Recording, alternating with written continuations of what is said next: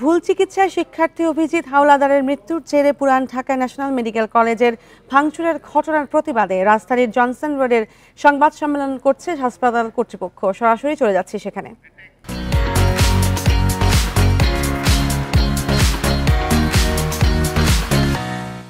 আমরা এখানে যারা আছি আমরা একটি প্রেস বিজ্ঞপ্তি রিলিজ করছি। আমি সেই প্রেস বিজ্ঞপ্তি এখন পড়ছি।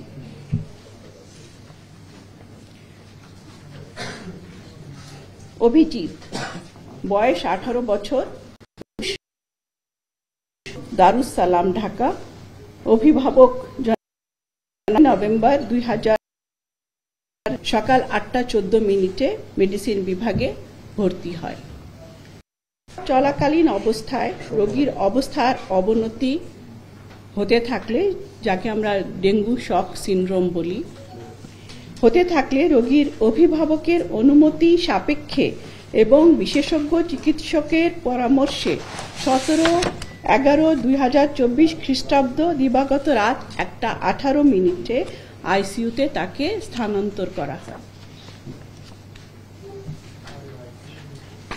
রোগীর শারীরিক অবস্থার আরও অবনতি হওয়ায় রোগীর অভিভাবক দীপক মণ্ডল, যিনি রোগীর মামা, তার সম্মতিক্রমে 18/11/2024 খ্রিস্টাব্দ সকাল 10:38 রোগীকে কৃত্রিম শ্বাস প্রশ্বাস যন্ত্র, যাকে মেকানিক্যাল ভেন্টিলেশন বলা হয় অথবা লাইফ সাপোর্ট বলা হয়, ব্যবহার করা হয়।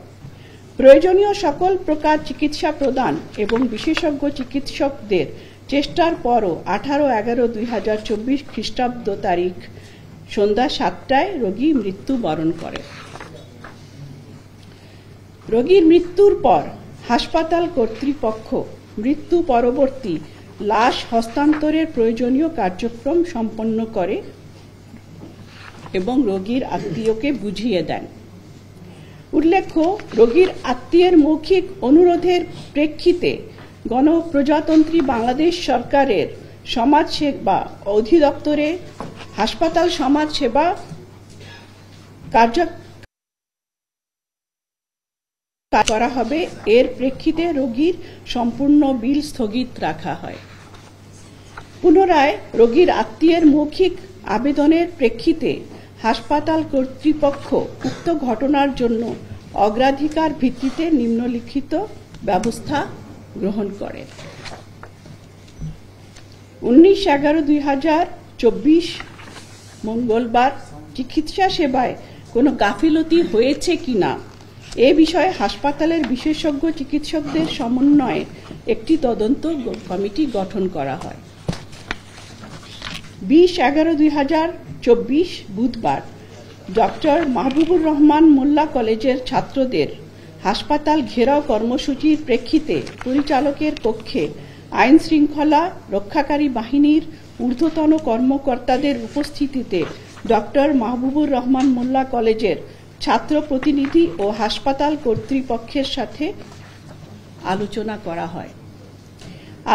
আলোচনা শেষে ছাত্রদের পক্ষ থেকে 9টি বিষয় অসামঞ্জস্যতা চিহ্নিত করা হয় এবং তদন্ত কমিটিতে প্রেরণ করে দ্রুত ব্যবস্থা গ্রহণের সিদ্ধান্ত গ্রহণ করা হয়।